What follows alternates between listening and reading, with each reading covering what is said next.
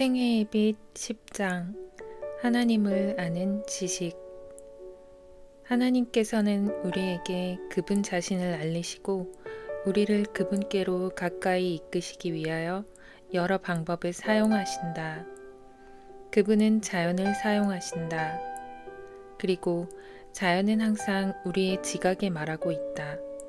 우리가 마음을 열면 하나님께서 지으신 만물에 깃든 그분의 사랑과 영광을 보게 된다. 우리가 귀를 기울이면 자연의 사물들을 통하여 하나님께서 가르치고 계시는 교훈들을 듣고 이해하게 된다. 푸르른 초원, 높다란 나무들, 그리고 꽃피는 식물들은 하나님을 아는 지식으로 우리를 초청한다. 하늘의 영광과 구름은 하나님에 대해 이야기한다.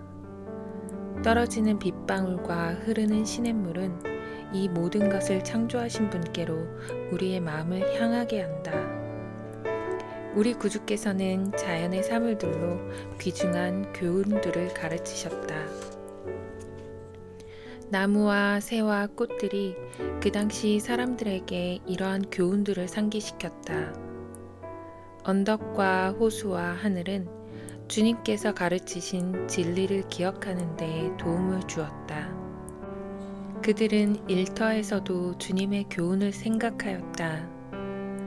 하나님께서는 우리가 그분께서 창조하신 것들을 즐기기를 원하신다. 그분께서는 우리가 단순하고 고요한 지구의 아름다움에서 기쁨을 누리길 원하신다. 하나님께서는 아름다움을 사랑하신다. 자연의 아름다운 것들을 사랑하시지만 무엇보다도 아름다운 성품을 가장 사랑하신다. 하나님께서는 우리가 순수함과 단순함, 곧 꽃들을 아름답게 하는 이 두 가지 특성 가운데 성장하기를 원하신다. 우리가 귀를 기울이기만 하면 하나님께서 창조하신 작품들이 신뢰와 순종의 귀한 교훈들을 우리에게 가르쳐 줄 것이다. 별들은 하나님의 법을 순종함으로 해를 거듭하여 눈에 보이지 않는 저 하늘의 궤도를 따르고 있다. 피조물 중 가장 작은 것이라도 동일한 하나님의 법을 따르고 있다. 하나님께서는 손수 창조하신 모든 것을 돌보시고 각각의 필요를 채워주신다. 그분께서는 우리가 헤아릴 수 있는 것보다 더 많은 우주의 세계들을 붙들고 계신다. 동시에 그분께서는 아무 두려움 없이 겸손한 노래를 부르는 가장 작은 새라 할지라도 돌봐주신다. 우리의 하늘아버지는 우리 모두를 부드러운 시선으로 바라보신다. 그분께서는 우리가 일하러 갈 때 보고 계시며 우리가 기도할 때 들으신다. 그분께서는 우리가 밤에 자리에 누울 때나 아침에 일어날 때에도 우리를 보고 계신다. 그분은 부자가 그의 저택에서 연회를 베푸는 때를 아신다. 그분은 가난한 사람이 자식들을 변변찮은 식탁 주위에 모일 때도 보고 계신다. 하나님께서는 모든 눈물을 헤아리시고 모든 미소를 바라보신다. 하나님께서는 돌보신다는 사실을 믿으면 우리는 불필요한 걱정을 하지 않을 것이다. 우리의 생애는 지금처럼 슬픔으로 가득하지 않을 것이다. 크건 작건 모든 것이 하나님의 손에 놓이게 될 것이다. 하나님께서는 우리가 대면하는 수많은 문제를 어떻게 해결할지 아신다. 그리고 그분께서는 우리의 모든 염려를 충분히 감당할 수 있을 만큼 강하시다. 우리는 전에 경험하지 못했던 마음의 평화를 누릴 수 있다. 우리의 감각은 이 지구의 아름다움에 즐거워한다. 하물며 죄나 죽음의 슬픔이 결코 없을 다가올 세상을 생각해보라. 늙거나 병드는 것이 전혀 없을 것이다. 구원받은 자들의 아름다운 본향, 우리가 상상하는 그 이상으로 훨씬 영광스러울 그곳을 생각해 보라. 자연에 있는 저 많은 하나님의 선물에서 우리는 그분의 영광 중 극히 일부만 보고 있다. 성경은 하나님이 자기를 사랑하는 자들을 위하여 예비하신 모든 것은 눈으로 보지 못하고 귀로 듣지 못하고 사람의 마음으로 생각하지도 못하였다라고 말한다. 시인들과 자연을 탐구하는 사람들이 그 아름다움에 대하여 놀라운 찬사를 바란다. 하지만 그리스도인들이야말로 자연을 가장 잘 향유하고 있다. 그들은 모든 꽃과 나무에서 하늘아버지의 솜씨와 사랑을 본다. 그들은 언덕과 강과 바다를 인류에 대한 하나님의 사랑의 표현의 방법으로 본다. 하나님께서는 우리의 생애를 지도하시는 섭리와 성령의 가마를 통하여 우리에게 말씀하신다. 우리가 마음을 활짝 열어놓고 이해하려고만 한다면 우리는 일상에서 일어나는 것들 속에서 귀중한 교훈을 발견할 수 있다. 자연 광경에 대하여 묵상하던 다윗은 이렇게 기록하였다. 세상에는 여호와의 인자하심이 충만하도다. 지혜 있는 자들은 이러한 일들을 지켜보고 여호와의 인자하심을 깨달으리로다. 하나님께서는 그분의 말씀, 곧 성경을 통하여 우리에게 말씀하신다. 여기서 하나님께서는 자연을 통해 말씀하시는 것보다 더 분명하게 말씀하신다. 하나님께서는 그분의 품성에 대하여 우리에게 말씀하시고 어떻게 사람들을 대하시는지 알려주신다. 하나님께서는 우리를 구속하셨음을 설명해 주신다. 성경은 오래전에 살았던 위대하고 선한 사람들의 이야기들을 우리에게 들려준다. 그들 모두 우리와 성정이 같은 사람이었다. 그들이 어떠한 시련을 겪었는지 알게 된다. 그들도 우리처럼 고통을 당했다. 그들도 우리처럼 죄를 지었다. 그러나 그들은 포기하지 않았다. 하나님의 은혜를 통하여 그들은 승리할 수 있었다. 우리가 이들을 바라보고 용기를 얻으면 우리 구주께서 사셨던 것처럼 살고자 쉬지 않고 노력할 것이다. 우리는 하나님께서 그들을 인도하셨던 놀라운 방법과 그들이 누린 빛과 사랑의 축복의 기록을 읽는다.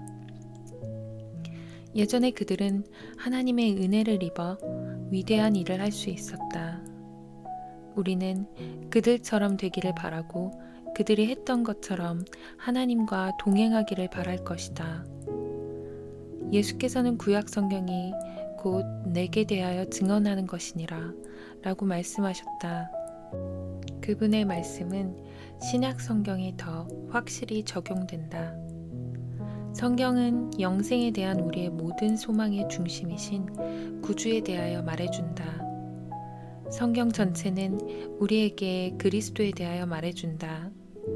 성경의 첫 책은 창조주이신 그리스도에 대하여 말한다. 하나도 그가 없이는 된 것이 없느니라. 성경의 마지막 책은 내가 진실로 속히 오리라 라는 약속을 한다. 우리가 성경을 읽을 때 우리는 그분의 사역을 알게 되고 그분의 음성을 듣게 된다. 우리가 구주를 알고자 한다면 우리는 성경을 연구해야 한다. 그렇게 할 때 우리 마음은 하나님의 말씀으로 가득하게 될 것이다. 그 말씀은 목마른 자에게 솟아나는 샘물과 같으며 하늘에서 내려오는 양식과 같다. 예수께서는 말씀하셨다. 인자의 살을 먹지 아니하고 인자의 피를 마시지 아니하면 너희 속에 생명이 없느니라. 그 후에 예수께서는 그 말씀이 무슨 뜻인지 알려주셨다. 내가 너희에게 이른 말은 영이요 생명이라. 우리의 몸은 우리가 먹고 마시는 것으로 이루어진다. 그것은 우리의 영적 생애에도 마찬가지이다. 우리가 그리스도의 말씀을 묵상하는 데 시간을 사용하면 우리는 영적으로 더욱 강해질 것이다. 하늘의 천사들은 왜 예수께서 죄인들을 구속하기 위하여 그분의 생명을 주셨는지 더욱 많이 알고 싶어 한다. 하늘에서 구속받은 자들이 하나님의 선물이신 그 아들에 대하여 배우게 될 것이다. 그들은 다가올 영원을 통하여 구원의 노래를 부를 것이다. 그렇다면 오늘날 우리는 이러한 것들에 대하여 주의 깊이 생각하고 연구해야 하지 않겠는가? 예수의 무한한 자비와 사랑과 희생은 깊이 생각해야 할 주제들이다. 우리는 사랑하는 구주의 품성과 하늘에서 우리의 대제사장으로서 우리를 위하여 하시는 그분의 사역에 대하여 생각해야 한다. 우리는 그 백성을 죄에서 구원하기 위해 오신 주님의 사역에 대해 깊이 숙고해야 한다. 우리가 하늘의 사물들에 대하여 생각할 때 우리의 믿음과 사랑은 더욱 강화될 것이다. 우리의 기도가 점점 더 믿음과 사랑으로 채워질 것이기 때문에 하나님께서 기뻐하신다. 우리는 더 밝은 이해력으로 기도할 것이고 예수를 더 신뢰하게 될 것이다. 우리는 매일 예수를 통하여 하나님께 나오는 모든 사람을 능히 구원하시는 그분의 능력을 느끼게 될 것이다. 우리가 완전하신 우리의 구주를 생각하는 시간을 가질 때 우리는 변화되기를 원할 것이다. 우리는 그분처럼 순결하게 되고자 줄이고 목말라 하게 될 것이다. 우리가 그분에 대하여 생각하면 할수록 다른 사람들에게 그분에 대하여 이야기하게 될 것이다. 또한 우리는 그분이 어떤 분이신지 세상에 더 잘 보여주게 될 것이다. 성경은 모든 사람을 위하여 기록되었다. 훌륭한 교육을 받은 자들의 전유물이 아니다. 구원받는 방법을 우리에게 알려주는 위대한 진리는 마치 대낮처럼 분명하다. 하나님께서 확실하게 보여주신 길 대신에 자신의 판단을 따르는 자들 외에는 아무도 그 길을 잃어버리지 않을 것이다. 우리는 성경이 가르치는 바에 관해서 어떤 개인의 말을 받아들이지 말아야 한다. 우리 스스로 하나님의 말씀을 연구해야 한다. 만일 다른 사람이 우리 대신 생각해 주도록 한다면 우리의 정신력은 약해지고 더 어려운 연구를 할 수 없게 된다.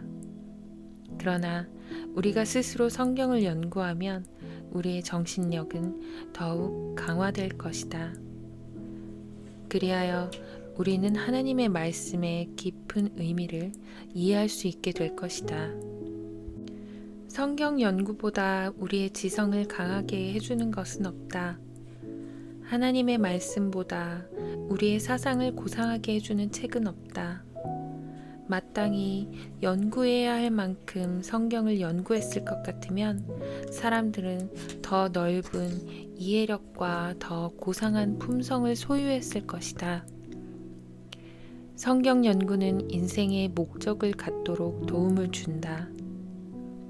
성경을 주의하여 읽지 않으면 많은 유익을 얻을 수 없다. 성경 전체를 통독할지라도 성경이 가진 아름다움을 보지 못하고 그 깊은 의미를 이해하지 못할 수 있다. 그러므로 성경을 연구하되 그것이 의미하는 바와 구원의 계획에 대하여 가르치는 바를 이해할 때까지 한 절이라도 깊이 연구하는 편이 낫다. 이와 같은 공부는 진정한 목적 없이 많은 분량을 읽는 것보다 훨씬 더 도움이 된다. 우리는 항상 성경을 지니고 있어야 한다. 시간이 날 때마다 우리는 성경을 읽어야 한다. 성경 한 절을 읽을 수도 있다. 그러나 걸어갈 때라도 그 말씀을 우리의 생각 속에 새기면서 묵상해야 한다.